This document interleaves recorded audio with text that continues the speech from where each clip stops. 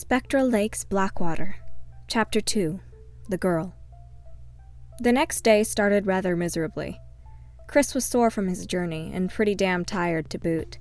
He dragged himself out of bed, ignored his roommate, who somehow was still playing his game, dressed, grabbed his laptop bag, and set out to find somewhere that sold a good cup of coffee. That is, if he could find one. He spotted a fellow student, a tall guy with red-brown hair, heading into the dorms. In his pale arms, he cradled a full coffee tumbler. "Hey," Chris called, jogging to catch up. "Do you know anywhere I could get a good coffee?" The student stopped, turning to face Chris. "Oh," he said, grinning. "Sure. The coffee in the common room is terrible. If you want the good stuff, most of us go to Citron Cafe. It's over on Lockwood Street." "Thanks." "No problem." The red-haired guy stood awkwardly for a moment before giving a shy smile. I gotta get to class, but I hope you enjoy it." Chris waved and started away toward Lockwood Street. His hopes for the day were a little brighter now that he'd met a friendly face. The Citron Cafe turned out to be a cute little place whose lemon yellow and white exterior looked like something out of a Broadway Victorian musical. Inside, it was all warm, chocolatey browns and creams, with hints of the same yellow as outside. Chris wanted to settle into one of the huge leather chairs near the fireplace with a good book or two, but his first class started in a half hour and he wasn't looking to be late on the first day, no matter how tempting it was. He got a cup of black coffee and took a sip. Immediately, his posture straightened, eyes widened, and a smile spread across his face. Good stuff. Back outside, the full force of the morning sun blazed down upon him. Blinking, he turned away, trying to shield himself with his arm. Ahead, sitting at a small picnic table, was a girl, her pale face and straight blonde hair glowing in the warm light. She was buried in a book with French phrases on the cover, and, in her free hand, she absent-mindedly twirled a spoon around her coffee mug. She wore a loose pink crop top emblazoned with a swan and the word Signa. Her long legs elegantly crossed one another, one of her feet bouncing gently in time with the dim music leaking from her earbuds. It sounded like... "Is that Screamo?" Chris blinked, suddenly snapping away from the picturesque scene. He recognized the song she was listening to, too. It was Phoenix Call by Vincent Firestar. One of Chris's siblings, Katie, had gotten super into Screamo in her emo phase. The entire Faraday family had been desperately thankful when she finally grew out of it. What remained was Chris's involuntary knowledge of songs he never wanted to hear blasting out of his sister's room at midnight ever again. Still, the girl was very pretty, and her out-of-place music taste only cemented her image in Chris's mind as he walked away from her and down the street toward Foxglove U. The rest of the day passed slowly but gently enough. Lectures were full of syllabus read-alouds and lengthy PowerPoints put together by professors not familiar with the idea of visual aids. In between classes, Chris ate snacks, typed up song ideas on his laptop, and chatted with a few classmates at length about upcoming game releases. Things got a bit heated when they brought out their handhelds and started battling one another. Chris almost got a water bottle to the face when he beat a guy in a foxglove Letterman. It was all in good fun, though. At least, that's what he'd insisted. It was only when Chris sat down for his 5 o'clock algebra class that the day's activities started to get to him. He was pretty sure he could actually feel the last vestiges of caffeine seeping from his veins. He slumped gradually lower in his seat, head leaning on one hand, eyelids quivering in the low light. The lecturer, a shriveled man who looked like a naked mole rat, droned on about cell phone policies and late work submissions. Chris's head lowered by another degree, and, for the second time that day, sunlight caught in his eyes. Suppressing a groan, he rubbed his face and glanced, red-eyed, at the window. The late afternoon sun framed the figure of a girl, light haloing her pale hair. "Wait a frickin' minute." Chris rubbed his eyes again. "Hey, it's her again." There she sat at the edge of the classroom, earbuds still in, face still in her book. She had a bag of mint candies partially hidden in her purse, and every so often she'd cover her face with her book and stealthily pop one into her mouth. Her gaze wandered from her book, and, for a brief moment, her eyes caught Chris's. Cheeks glowing, Chris turned away. Citron Cafe must be popular with the students. Either that, or this is a very fortunate coincidence. He stole a look at her again before burying his nose in his algebra book. She really was pretty. I should talk to her after class, or... Nah, no. I need to take a shower or something. He nervously glanced at his t-shirt, checking for sweat stains. Maybe Mom's extra packing wasn't such a bad idea after all. His phone lightly buzzed, a message popping up on the screen. Nick. You all settled in yet? Was thinking we could grab some stop and go and hang out. Chris perked up. He hid his phone behind an open textbook and typed out a reply. Chris. Yeah, let's do it. Maybe 8? Nick. Sure, see you there. A mother crow shot down from a purple sky littered with stars. She snatched a long, soggy French fry from the sidewalk and swooped upward, landing in the little nest she'd built on the dazzling stop-and-go sign. Chris watched as she dropped the fry into the waiting mouths of her children. He raised his phone and took a photo. His dad was a bit of a bird nut, alongside being a horse nut, so Chris sent it to him. He leaned against one of the fast food joint's windows and peered out over the neighboring lake. The placid water glittered beyond the glowing shop fronts of Lakeside Road. A small car pulled up to a stop near Chris. The headlights snapped off and 2 figures stepped out. One was a big guy, maybe 6 feet tall or more, and very fit. He wore a polo shirt and dress pants, and his black hair was slicked back. With him was a young woman, her bright red hair pulled into a ponytail. She looked small compared to the man, but was really around Chris's height. She adjusted her brown leather jacket and glanced at Chris with what he interpreted as indifference. "Chris, hey! Glad to see you," the man called as he waved. "Hey, Nick," Chris grinned, giving him a friendly fist bump. "Nice to see you, too." "Glad the trip all the way up here was all right." Nick looked around, his brows raising. "Say, did you walk all the way here from campus?" "Yeah? Why?" "Aw, jeez, if I'd known I would have offered you a ride," Nick grimaced, rubbing the back of his head. "Hey, I've got an old bike you can have if you want." "Sure." "He really shouldn't be wandering around at night in the first place," the woman started, her gaze flickering to the road behind her. Nick sighed. "Oh, come on, don't scare him." He gave Chris a sympathetic look. "Nothing bad happens around here. We'd know. We've had to file the paperwork. Or lack thereof." "I see," Chris said slowly, frowning slightly at the woman. A moment passed. Both the woman and Chris stared at Nick expectantly. His eyes widened. "Oh, I forgot to introduce you to." He gave a quick laugh before motioning to his companion. "Chris, this is Miss Esther Quinn. She's my partner in our latest case. I thought she might want to eat with us." "I'm hungry," stated Esther in a bored tone. Nice to meet you." Chris reached to shake her hand. "Charmed," she said, returning the shake, a slight smile on her lips, but her eyes still hooded. "So," Chris slowly turned to face Nick, grinning. "You mentioned a case?"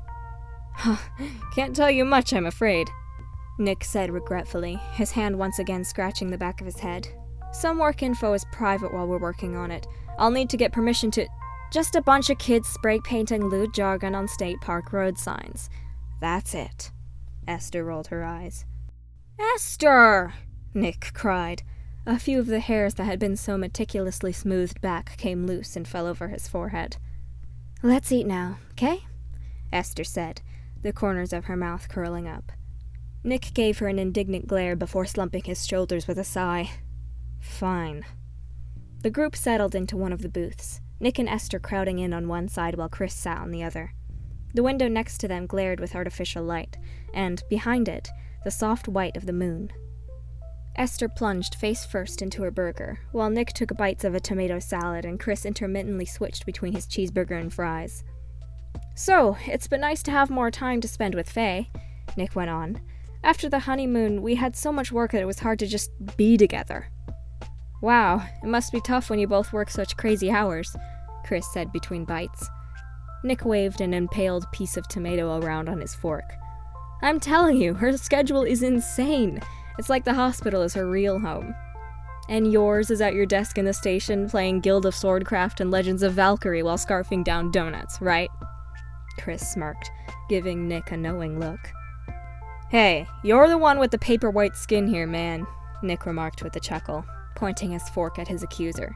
"If anyone's been gaming 24/7, it's you." Esther glanced between them. "Hey, How'd you two meet, anyway? Nick took a sip of water before acknowledging her with a smile. I visited Texas to see family and met him at a church there. We ended up playing Legends of Valkyrie and joining the same guild. Esther cocked his head. So you're gamer bros. Got it. Her tone was unreadable, Chris thought. It lacked enthusiasm, but she didn't seem disinterested either. Well, we ended up talking about his job and how I'd been wanting to become an officer, Chris explained. He told me about the program at Foxglove, so last summer I came up here to check it out during the town festival. Esther smirked, a few fries sticking out of her mouth like cigarettes. You mean the day our only working fire truck crashed into a hot dog stand and started a fire? Chris glanced upward, cringing internally at the recollection. Yep, that's the one. It sure was an interesting day. He looked down at his jacket, spreading his arms to show it off. But before that, I took a tour of the station and got this free hoodie. I've been wearing it a lot ever since. Oh, well, if you ever wear that one out, we've got piles of them left over in the evidence locker. Esther said, focused once again on her food. There's not really much else in there. Chris's shoulders slumped slightly. I see. Nick looked at Esther disapprovingly. Esther, lighten up on the kid. He's actually excited about this line of work. He winked at Chris. It's refreshing after spending the day with you as my partner. Chris couldn't help laughing, though he covered his mouth so he didn't cough food all over the table. Nick joined in. This time, it was easy to read Esther's emotions. She wasn't amused. It had been over a year since Chris had seen Nick. Now, laughing with him in a burger joint, Chris realized how nice it was to spend time with a friend again. That was one of the reasons he'd moved all the way up to this little town. To start anew, sure, but also to have good people he could rely on. He'd never had a friend let him down before. Are you sure you don't want to ride back to your dorm? Nick asked, one foot already inside his car as he leaned against the open door. Nah, I like the walk. I will take you up on that bike proposition, though. Alright, man. You do you. See you in Valhalla tomorrow. Oh yeah, the fall event is starting, right? That means a new skin for my support main, Chris exclaimed. You bet. And there's a new game mode that lowers mana costs for the entire match and makes cooldowns. What on earth are you talking about? Esther pursed her lips. Oh, Legends of Valkyrie stuff. Nick turned to Chris. Bye, man. And with that, he closed the car door and drove off. Chris buried his hands in his pockets as an unnervingly chill breeze rustled his hair. Maybe he should have taken Nick's offer, he thought. Movement from a few buildings down caught his eye. A ballet studio was closing for the night, a few women and a man waving goodbyes to one another and heading toward their cars. A lone girl came out, a sequined ballet bag glittering in her arms as she stood under a street lamp. She yawned and stretched, running a hand through her messy bun before pulling a thick jacket over her leotard. Chris's breath caught in his throat, and he had to force himself not to hack out a cough. Her again? How on earth? He watched as she gracefully walked down the road toward a parking lot. He felt words clutter his mouth, but wouldn't let himself release them. Ambushing a woman walking alone at night wasn't the best way to introduce yourself. Why do I keep seeing her everywhere? God, if she sees me, please don't let her think I'm some kind of stalker. He grimaced and pulled his hood over his head, hurrying in the opposite direction. What is going on? Am I just gonna keep running into her until I say something? Good job, Faraday, Chris scoffed to himself under his breath. Cold wind buffeted his jacket, and he allowed himself to stop. Sighing, he gazed out over the lake. He froze. There was someone there, standing on the water, way out in the middle of the lake. Chris's brows knitted together. He stepped forward, trying to get a better look. It wasn't just a trick of the light. There was definitely someone there. A woman, shrouded in mist, in a dull blue dress. But something wasn't right.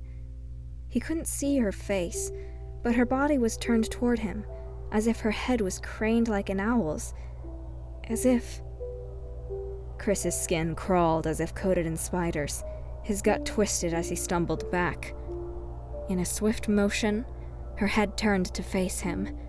Even from here, Chris could see the empty black holes where her eyes should have been. Gradually, she raised a bony arm. One of her long fingers unfurled. It was pointing at him. Her mouth opened, black water pouring from it down her dress. Her lips moved. "What's wrong? Did you see the Lady of the Lake or something?" uttered a playful voice just behind Chris. He screamed and whipped around to see the ballet girl standing there.